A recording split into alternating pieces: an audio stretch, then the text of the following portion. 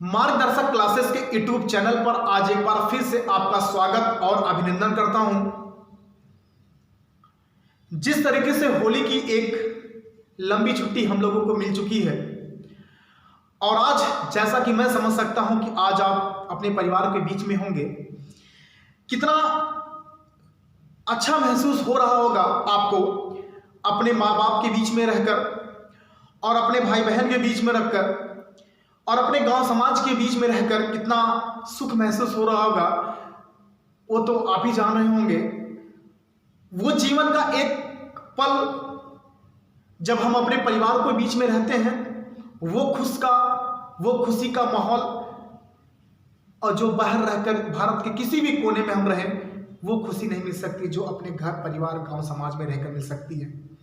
तो मानना है कि जिस दृढ़ संकल्प से हम लोग लेकर अपने गांव समाज से, अपने माँ बाप के आशीर्वाद से लेकर अपने एक नए जीवन को उभारने के लिए, अपने एक नए जीवन को जीवन देने के लिए, यानी कि मैं बात कर रहा हूं अपनी लाइफ को एक सक्सेस बनाने के लिए, कई किलोमीटर दूर से जिस तरीके से हम लोग चलकर आते हैं, मैं देखता हूं क्लास में भी जो बच्चे दूर दूर के आपके अवर क्षेत्र से, कई किलोमीटर से दूरी क्षेत्र से आकर यहाँ पे तैयारियां करते हैं, गजब का जुनून और गजब का जज्बा होता है वो, और एक दृढ़ संकल्प लेकर वो अपने दिन रात पसीना एक करके अपने सपने को पूरा करने के लिए साकार करते हैं।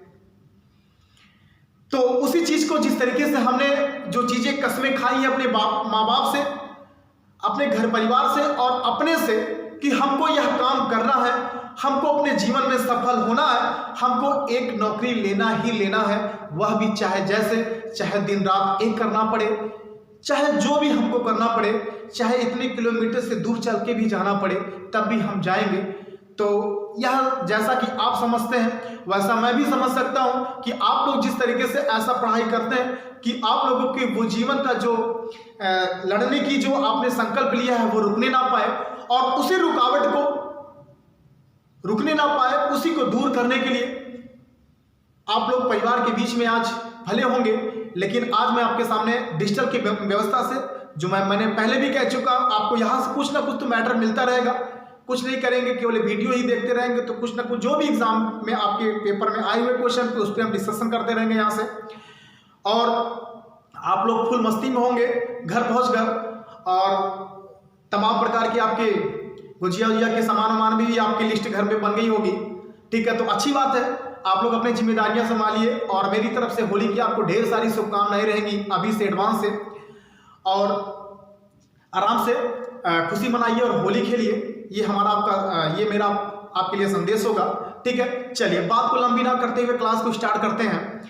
सबसे पहले आज हम बात करेंगे ऐसे टॉपिक की जो आप लोग रटते बहुत हैं। ठीक है, तो आज आपको रटना नहीं है, चीजों को समझना कैसे है, और वह चीज को एक लाइन करके पढ़ना जो एग्जाम में बार बार पूछे जाते हैं। तो मैं बात कर रहा हूं अनेक शब्दों के लिए एक शब्द की। ठीक है, यहां से भी क्वेश्चन बहुत बार पूछे जाते हैं, तो मैं सबसे पहले आपसे जिक्र करता हूं अनेक शब्दों के लिए एक शब्द की। जब हम बात करेंगे तो आपके लाखों नहीं करोड़ों अनेक शब्दों के लिए एक शब्द है, लेकिन हमको तो सारे तो पढ़ने नहीं, पढ़ने हमको वही है जो एग्जाम में एक क्वेश्चन से 10 बार 15 बार 20 बार क्वेश्चन आपसे पूछे गए हैं एग्जाम में। ठीक है, आज हम उसी क्वेश्चन पर डिस्कशन करेंगे। कुछ करना नहीं है, बस आप एक बार वीडियो पूरा देख लीजिएगा, तो सुनी बातें हमेशा याद होती है और पढ़ी लिखी तो कम ही याद होती है। ठीक है, जैसा कि मैंने नहीं, एपीजे अब्दुल कलाम जी ने कहा था। ठीक है, चलिए ध्यान दीजिएगा, परिभाषा की बात करते हैं अनेक शब्दों के शब्द की। तो कम से कम, ध्यान से सुनिएगा, कम से कम शब्दों में अधिक से अधिक, कम से कम शब्दों में अधिक से अधिक विचारों की अभिव्यक्ति के लिए वाक्यांश के लिए एक शब्द बहुउपयोगी है। ठीक है, कैसा? कम से कम शब्दों से अधिक विचारों की अभिव्यक्ति के लिए वाक्यांश के लिए एक शब्द बहुउपयोगी है। ऐसे शब्द को अनेक शब्दों के स्थान पर एक शब्द भी कहा जाता है। ठीक है, जैसा कि ये परिभाषा आपको यहां से मिल पा रही है। ठीक है, एक बार फिर से हम लोग रिपीट कर लेते हैं।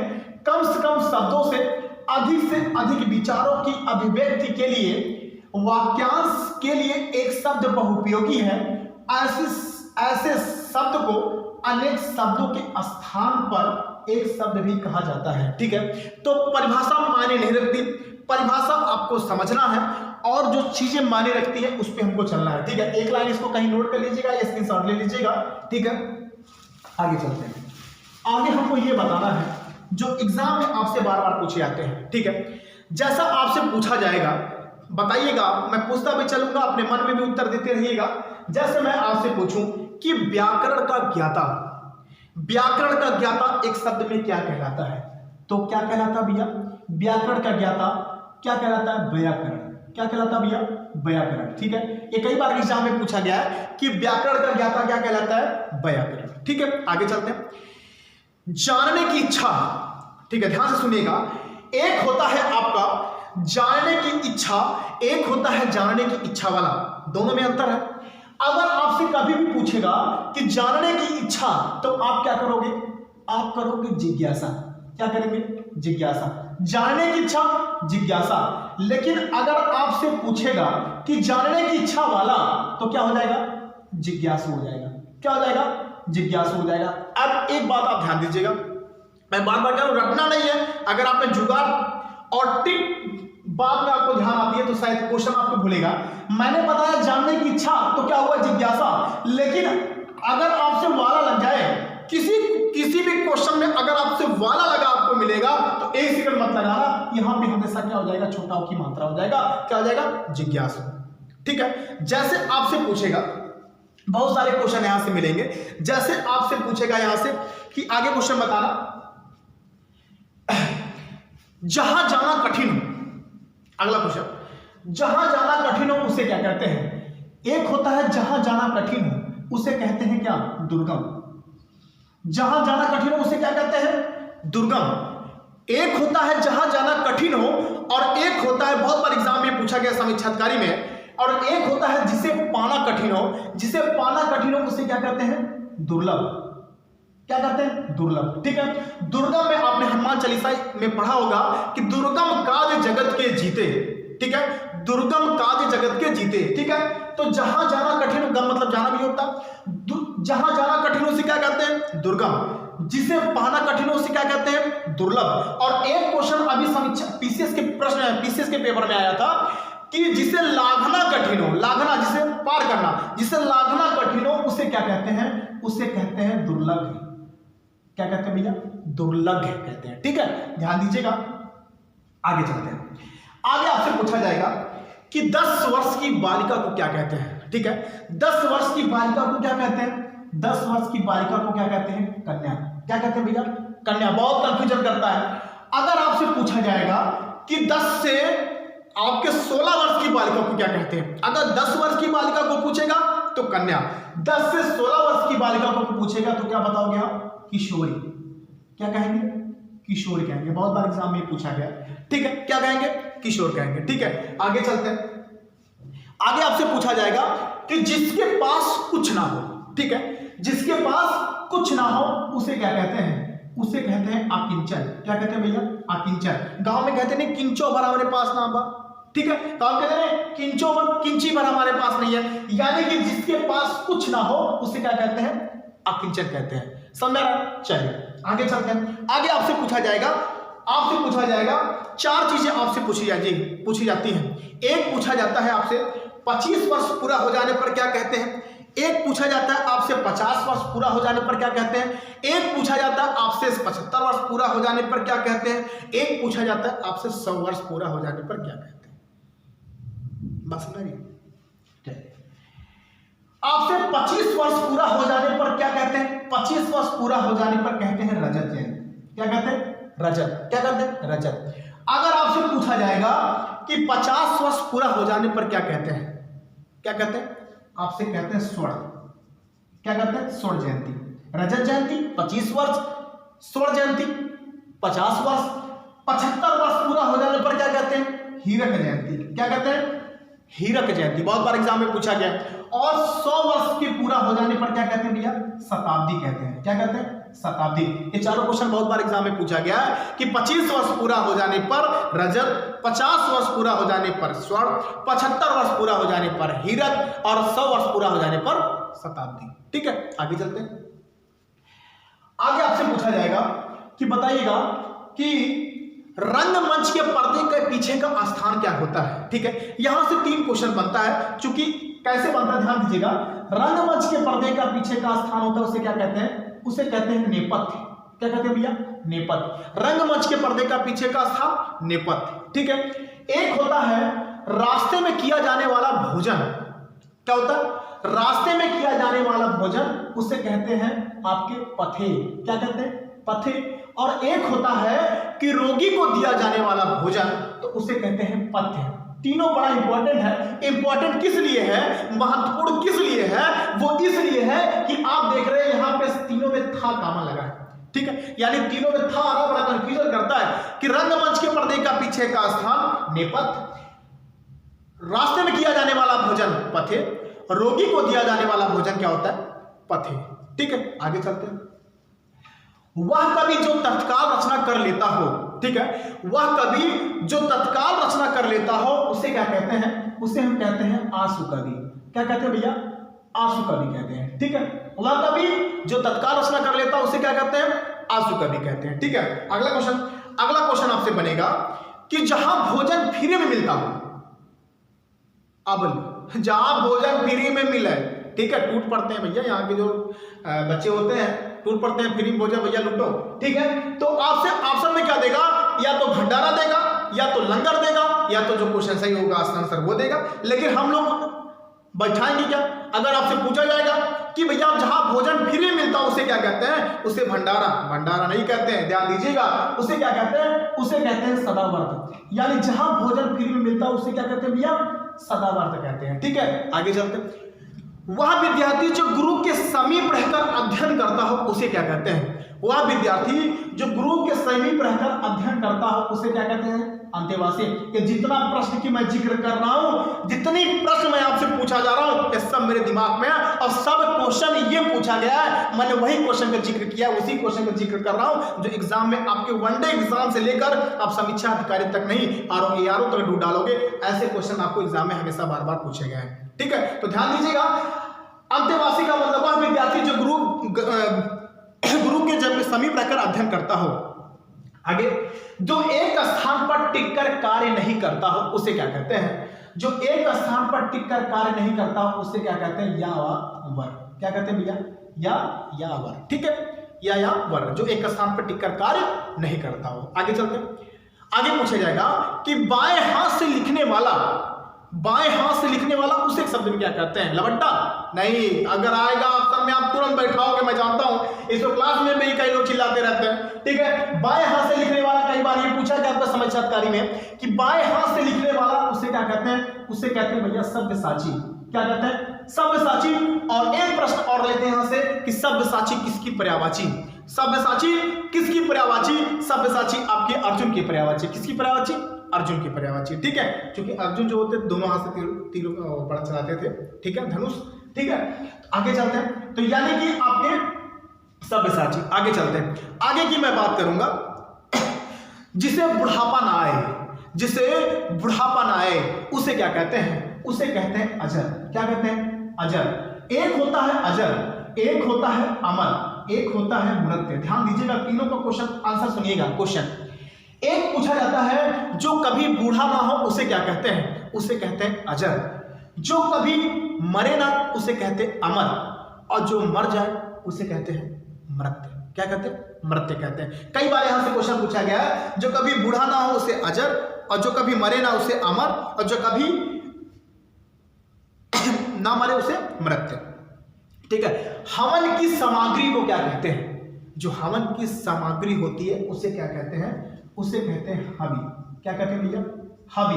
हा और बा पे छोटा की मात्रा। ठीक है, छोटा की मात्रा यहां से पूछा जाता है। आगे, ये कितनी उंगली है? 5 उंगली। यहां से क्वेश्चन क्या बनता है? इसे क्या कहते हैं? अंगुष्ठिका। इसे क्या कहते हैं? तर्जनी। इसे क्या कहते हैं? मध्यिका। इसे क्या कहते हैं? अनामिका। इसे क्या कहते हैं? कनिष्ठिका। ठीक है, आप उठा के अधिक पब्लिकेशन उठा के देख लेना। आप उठा के देख लेना नालंदा, आप उठा के देख लेना लुसेंट, यहां से क्वेश्चन बना है। आज ही आपकी पब्लिकेशन उठा के देख लेना। अनेक शब्दों के लिए एक शब्द में पहला क्वेश्चन यही दिया गया है कि जरा भैया बताना कि कनिष्ठिका और मध्यमा के बीच की उंगली को क्या कहते हैं। तो उसे क्या कहते हैं? तर्जनी कहते हैं। क्या कहते हैं? तर्जनी। तो एक क्वेश्चन को ना करके हम 5 क्वेश्चन तैयार करते हैं कि आपसे कभी भी पूछा जा सकता है भैया अंगुष्ठिका और मध्यमा के बीच की उंगली को क्या कहते हैं? तर्जनी। आपसे पूछा जाएगा कि अनामिका और तर्जनी के मध्य के बीच की उंगली क्या कहते हैं? मध्यिका कहते हैं। ठीक है। मध्यिका और कनिष्ठिका के बीच की उंगली को क्या कहते हैं? आपका अनामिका कहते हैं। ठीक है। तो किसी भी क्वेश्चन पूछा जाएगा तो यह 5 क्वेश्चन आप अलग से भी ध्यान रखिएगा। ठीक है। यहां से क्वेश्चन कई बार आपसे पूछा गया। ठीक है, आगे चलते हैं। बड़ा बनने की इच्छा रखने वाला, जो बड़े बनने की इच्छा रखता है उसे क्या कहते हैं? महत्वाकांक्षी कहते हैं। क्या कहते हैं भैया? महत्वाकांक्षी। बड़ा बनने की इच्छा रखने वाला, बड़ा बनने की इच्छा रखने वाला क्या कहलाता है? आपका महत्वाकांक्षी। कई बार एग्जाम में यहां से पूछा गया है। ठीक है। जो कठिनाई से समझ में आए, ठीक है, यानी कि जो कठिनाई में कोई चीज हमको जो कठिनाई से समझ में आए उसे क्या कहते हैं? उसे कहते हैं दुर्बोध। क्या कहते हैं भैया? दुर्बोध। जो चीज हमको कठिनाई से समझ में आ रही है तो उसे हम क्या कहते हैं? दुर्बोध कहते हैं। ठीक है। आगे चलते हैं। एक होता है जिस स्त्री का पति जिंदा हो उसे क्या कहते हैं? ठीक है। पूछा कई बार गया है, जिस स्त्री का पति जिंदा हो उसे क्या कहते हैं? उसे कहते हैं भैया, उसे कहते हैं सधवा। क्या कहते हैं? सधवा। जिस स्त्री के पति जिंदा उसे क्या कहते हैं? सधवा कहते हैं। ठीक है, ध्यान दीजिएगा। आगे चलते हैं। आगे आपसे पूछा जाएगा वह स्त्री जिसके बाल सुंदर और लंबे हो, वह स्त्री जिसके बाल सुंदर और लंबे उसे क्या कहते हैं? ऐसा भी आ रहा है? नहीं, क्या कहते हैं उसे? ऐसा गलती ना करना, अगर मैं ऑप्शन में दे दूंगा सही हो रहा है तो कई लोग तुमको लग रहा है 25% तो ऐसा क्यों रहा लगा दें। ठीक है, ऐसा नहीं है। यानी कि वह स्त्री जिसके बाल सुंदर और लंबे हो उसे क्या कहते हैं? उसे कहते हैं केशनी। क्या कहते हैं भैया? केशनी। ठीक है, क्या कहते हैं? केशनी। आगे चलते हैं। आगे आपसे पूछा जाएगा कि वह स्त्री जिसके सभी स्त्रियां के बाल सुंदर और लंबे नहीं होते, कुछ स्त्रियां ऐसी होती हैं जिसके बाल खुले और बिखरे होते हैं, उसे एक शब्द में क्या कहते हैं? यानी आपसे पूछा जाएगा कि वह स्त्री जिसके बाल बिखरे और खुले हों उसे क्या कहते हैं? चुड़ैल? नहीं, चुड़ैल नहीं कहते। क्या कहते हैं उसे कहते हैं झबरा। क्या कहते हैं भैया? झबरा। यानी कि जिस स्त्री के बाल खुले और बिखरे हों, कई बार क्वेश्चन यहां से पूछा गया है, उसे क्या कहते हैं? आपसे झबरा कहते हैं। ठीक है, आगे चलते हैं। जिसकी गर्दन सुंदर हो उसे क्या कहते हैं? जिसकी गर्दन सुंदर हो उसे क्या कहते हैं? उसे क्या कहते हैं भैया? सुग्रीव। ठीक है, जिसकी गर्दन सुंदर सुग्रीव कहते हैं। ठीक है, आगे चलते हैं। जो चुंगली करता हो, चुंगली करने वाला, चुंगलखोर नहीं, चुंगली करने वाला जो चुंगली करता हो उसे शब्द में क्या कहते हैं भैया? नारद कितना बड़ा काल चुंगली कर कोई करने वाला नहीं था। तो ये कई बार क्वेश्चन पूछा गया, जो चुंगली करता है उसे क्या कहते हैं? आपके नारद। ठीक है। गिरा हुआ, कोई चीज गिरा हुआ हो उसे क्या कहते हैं? पतित। क्या कहते हैं? पतित पतावन सीताराम। ठीक है, एक क्वेश्चन एक लाइन बनता वहां से। जो गिरा हुआ उसे क्या कहते हैं? पतित। जिस पेड़ के पत्ते झड़ गए हो उसे क्या कहते हैं? जिस पेड़ के पत्ते झड़ गए हो उसे क्या कहते हैं? उसे कहते हैं अपत। जिस पेड़ के पत्ते झड़ गए हो उसे क्या कहते हैं भैया? अपत कहते हैं। ठीक है, क्वेश्चन यहां भी कई बार आपसे एग्जाम में पूछा गया कि जिस पेड़ के पत्ते झड़ गए हो उसे क्या कहते हैं? उसे कहते हैं आपसे अपत कहते हैं। ठीक है, ध्यान दीजिएगा। आगे, हवन में जलाने वाली लकड़ी, एक पूछा था हवन की सामग्री, एक होता है हवन में जलाने वाली लकड़ी। जो हवन में जलाने वाली लकड़ी होगी उसे क्या कहते हैं? उसे कहते हैं समिधा। हवन में जलाने वाली लकड़ी क्या कहलाता है? आपका समिधा कहलाता है। ये बहुत बार एग्जाम में पूछा गया। ठीक है। जीने की इच्छा, एक होता है जीने की इच्छा, एक होता है जीने की इच्छा वाला। ध्यान से सुनिएगा। जीने की इच्छा आपसे पूछेगा तो आप क्या करोगे? जिजीविषा। क्या करेंगे? जिजीविषा। और जिजीविषा का शुद्धवर्तनी भी कई बार एग्जाम में पूछा गया कि जिजीविषा शुद्धवर्तनी क्या होगा, यानी शुद्ध कैसे लिखा जाएगा। तो ध्यान दीजिए कि जीने की इच्छा, जिजीविषा, एक होता है जीने की इच्छा, एक होता है जीने की इच्छा वाला। और जब मैंने बताया था वाला लग जाएगा तो छोटा की मुंत्रा लगा देते हैं। ठीक है, तो जीने की इच्छा वाला क्या हो जाएगा? जिजीविषु। ठीक है, ये बात समझ आ रही? मरने की इच्छा, मरने की इच्छा मुमूर्षा। क्या कहते हैं भैया? मरने की इच्छा मुमूर्षा, ठीक है। और मरने की इच्छा वाला क्या हो जाएगा, मुमूर्षु हो जाएगा। क्या हो जाएगा, ये मरने की इच्छा वाला मुमूर्षु हो जाएगा, ठीक। मरने की इच्छा वाला मुमूर्षु और मरने की इच्छा मुमूर्षा हो जाएगा, ठीक है। इसी तरीके से भूख की इच्छा, भूख की इच्छा बुभुक्षा, भूख की इच्छा बुभुक्षा, भूख की इच्छा वाला बुभुक्षु। पीने की इच्छा, ध्यान सुनिएगा, पीने की इच्छा पिपासा, पीने की इच्छा पिपासा और पीने की इच्छा वाला पिपासु। ध्यान दीजिएगा, ये सारे क्वेश्चन आपसे एग्जाम में बने हैं कि पीने की इच्छा पिपासा, पीने की इच्छा वाला पिपासु।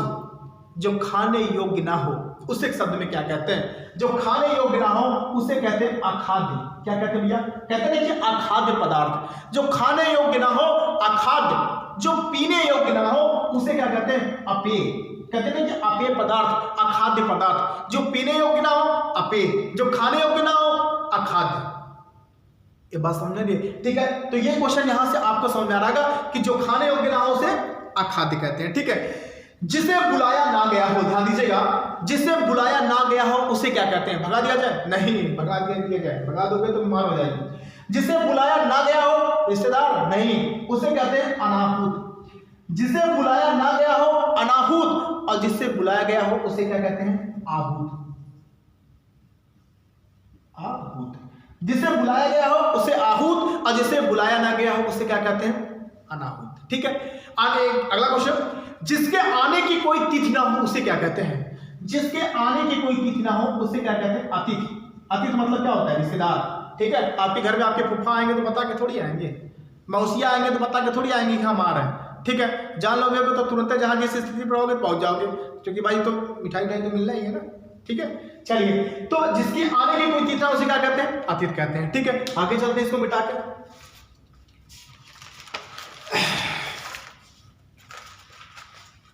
नोट कर लिया, इसको स्क्रीनशॉट ले लीजिएगा। आगे चलते हैं,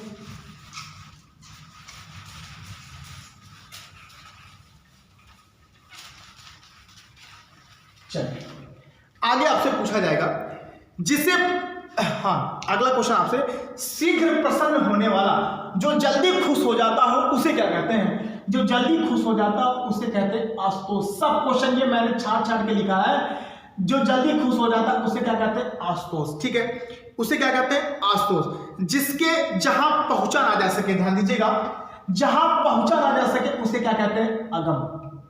क्या कहते हैं भैया, अगम। और जहां ना पहुंचा जा सके वहां क्या कहते हैं, दुर्गम, ठीक है। मैंने अभी इससे पहले बताया कि जहां पहुंचा ना जा सके उसे, जो बहुत बातें करता हो यानी जो बहुत बोलता हो उसे क्या कहते हैं, वाचाल, ठीक है। जो बहुत बोलता हो उसे वाचाल, जो कम बोलता हो उसे कहते हैं मितभाषी।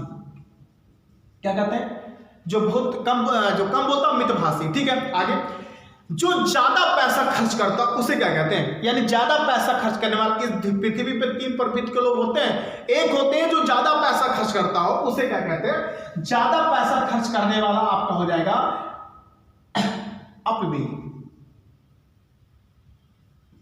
व्यय मतलब खर्च होता है, अपव्ययी। और कम खर्च करने वाला क्या हो जाएगा, मितव्ययी। क्या हो जाएगा, मितव्ययी। और एक होता है खर्च करने में जो कंजूसी करे, जो खर्च करने में कंजूसी करे उसे क्या कहते हैं, खर्च करने में कंजूसी करने वाला क्या कहलाता है, कृपण कहलाता है। क्या कहलाता है, कृपण कहता है, खर्च करने में कंजूसी जो करे, ठीक है। आगे चलते हैं, आगे आपसे पूछे, जो सरलता पूर्वक प्राप्त किया जा सके, यानी जो सरलता से हमको मिल जाए उसे क्या कहते हैं, उसे कहते हैं सुलभ। इससे पहले मैंने एक क्वेश्चन पे और जिक्र किया था, जो कठिनाई से मिले उसे कहते हैं दुर्लभ, और जो सरलता से मिल जाए उसे कहते हैं क्या, सुलभ कहते हैं, ठीक है। ये बात समझ में आ रही है, यानी जो सरलता से मिल जाए उसे कहते हैं सुलभ कहते हैं, ठीक है। आगे चलते हैं, 2 बार जन्म लेने वाला, 2 बार जन्म लेने वाला क्या होता है, द्विज होता है। क्या होता है आपका, द्विज। और ये द्विज किसकी पर्यायवाची है आपका, ये द्विज आपकी चिड़िया की पर्यायवाची है। किसकी है, चिड़िया की। ईश्वर में विश्वास रखने वाला क्या होता है, आस्तिक। ईश्वर में विश्वास रखने वाला आस्तिक, और ईश्वर में विश्वास न रखने वाला क्या होता है, नास्तिक, ठीक है। ईश्वर में विश्वास रखने वाला आस्तिक, ना रखने वाला क्या हो जाएगा, नास्तिक हो जाएगा। ये एग्जाम में कई बार यहां से क्वेश्चन आपसे पूछा गया है। जिसके हृदय में, दो क्वेश्चन, एक पूछा जाता है जिसके हृदय में ममता ना हो, और एक पूछा जाता है जिसके हृदय में दया ना हो। क्वेश्चन, जिसके हृदय में ममता ना हो उसे क्या कहते हैं, उसे कहते हैं मर्माहत। जिसके हृदय में ममता ना हो उसे कहते हैं मर्माहत, और जिसके हृदय में दया ना हो उसे कहते हैं निर्दय। ठीक है, एग्जाम में कई बार पूछा गया है कि देखिए, आप एग्जाम से पहले पेपर वगैरह पढ़िए तो देखिए लिखा रहता है कि निर्मम, सॉरी यहां पे आपका जिसके अंदर ममता ना हो उसे कहते हैं निर्मम। ठीक है, देखिएगा पेपर ऊपर में आपके निकलता है कि फलाने की निर्मम हत्या कर दी गई। ठीक है, फलाने की निर्मम हत्या कर दी गई, यानी कि फलाने की निर्मम हत्या कर दी। जिसके अंदर ममता ना हो उसे क्या कहते हैं, निर्मम, और जिसके अंदर दया ना हो उसे क्या कहते हैं, निर्दय कहते हैं। ये बात समझ आ रही? ठीक है, यहां से भी क्वेश्चन आपसे कई बार पूछा गया। आगे चलते, पति युक्त स्त्री, जो पति युक्त स्त्री है उसे क्या कहते हैं, उसे कहते हैं दंपति। पति युक्त स्त्री उसे कहते हैं, ठीक है, दंपति। जिसका इलाज ना हो सके, लाइलाज नहीं, पहला ऑप्शन आपसे लाइलाज देता है। जिसका इलाज ना हो सके उसे क्या कहते हैं, असाध्य कहते हैं। क्या कहते हैं भैया, असाध्य कहते हैं। जिसका इलाज ना हो सके उसे क्या कहते हैं, असाध्य कहते हैं। ठीक है, कई बार क्वेश्चन यहां से बना है। ठीक है, आगे चलते हैं। महल का भीतरी भाग क्या कहलाता है, अंतःपुर। ठीक है, कई बार ये क्वेश्चन पूछा गया है, जो महल का भीतरी भाग होता है उसे क्या कहते हैं, अंतःपुर। 3 क्वेश्चन, लाल कमल को क्या कहते हैं, लाल कमल को कहते हैं कोकनद। क्या कहते हैं, कोकनद। सफेद कमल को क्या कहते हैं, पुंडरीक। क्या कहते हैं, पुंडरीक। नीले कमल को क्या कहते हैं, इंदिवर। नीले कमल को, 3 क्वेश्चन यहां से बना। लाल कमल को एक शब्द में क्या कहते हैं, आपसे कोकनद कहते हैं। सफेद कमल को क्या कहते हैं, पुंडरीक कहते हैं। नीले कमल को क्या कहते हैं, इंदिवर कहते हैं। कई बार क्वेश्चन यहां से बना है कि नीले कमल को क्या कहते हैं, इंदिवर कहते हैं। अगला क्वेश्चन, जो अपने पद से हटाया गया हो उसे पदच्युत कहते हैं। ठीक है, ध्यान, पदच्युत कहते हैं। ठीक है, जिसे अपने पद से हटाया गया हो। आगे चलते हैं। जिसकी कोई कीमत ना हो सके, जिसकी कोई कीमत ना हो सके उसे क्या कहते हैं भैया, अमूल्य। जिसकी कोई कीमत ना हो, अमूल्य। जिसकी कोई कीमत हो उसे क्या कहते हैं, मूल्य कहते हैं। ठीक है, ये भी कई बार क्वेश्चन यहां से बना, जिसकी कोई कीमत ना हो उसे क्या कहते हैं, किसी के पीछे चलने वाला, जो किसी के पीछे चलता उसे क्या कहते हैं, अनुयायी। किसी के पीछे चलने वाला अनुयायी, या आपसे अनुयायी भी मिलेगा और अनुगामी भी मिलेगा। दोनों क्वेश्चन यहां से आपसे मिल सकते हैं कि किसी के पीछे चलने वाला अनुयायी या अनुगामी, दोनों ऑप्शन यहां से आपसे मिल सकते हैं। ठीक है, आगे क्वेश्चन, जो आंखों के सामने घटित हो उसे क्या करते हैं, प्रत्यक्ष, और जो आंखों के सामने घटित ना हो उसे क्या कहते हैं भैया, परोक्ष। आंखों के सामने जो घटना घटित हो उसे क्या करते हैं, प्रत्यक्ष, और जो आंखों के सामने घटित ना हो उसे क्या करते हैं, अप्रत्यक्ष। कभी कभी अप्रत्यक्ष यहाँ पे आपसे गलत हो जाएगा, लेकिन आपका सही क्या होता है, परोक्ष। जो आंखों के सामने घटित ना हो उसे परोक्ष, और जो आंखों के सामने घटित हो उसे क्या कहते हैं, उसे कहते हैं आपसे प्रत्यक्ष कहते हैं। ठीक है, यहां से भी क्वेश्चन आपसे पूछा है, जिसका संबंध पृथ्वी से हो उसे क्या कहते हैं, पार्थिव। क्या कहते हैं भैया, पार्थिव कहते हैं, पार्थिव शरीर। जिसका पृथ्वी से कोई संबंध हो उसे क्या कहते हैं, पार्थिव शरीर कहते हैं। ठीक है, तो आप देख रहे हैं कि यहाँ पे मैंने 30 मिनट यानी कि आधे घंटे का लगभग मैंने वीडियो यहाँ पे किया। वीडियो बहुत ज़्यादा लंबा हो जाएगा। ठीक है, यानी कि आप जितना मैंने यहाँ पे जिक्र किया, यह सारे क्वेश्चन आपसे आप प्रैक्टिस से चाहे उठा लेना, चाहे नालंदा उठा लेना, चाहे आदि पब्लिकेशन उठा लेना, चाहे लूसेंट उठा लेना, चाहे आप तीर्थ प्रकाश उठा लेना, कोई भी किताब उठा लेना। अगर आपको यहाँ पे अनेक शब्दों के शब्द अगर क्वेश्चन आए हुए नहीं मिलेंगे तो आप मुझे बताइएगा, आपने जो बताया यहाँ से कोई क्वेश्चन आपसे नहीं मिल रहा है। ठीक है, ये सारे क्वेश्चन कहीं कहीं एग्जाम में पूछे गए हैं। ठीक है, तो आप देख रहे हैं सारे क्वेश्चन यहाँ से एग्जाम में पूछे गए।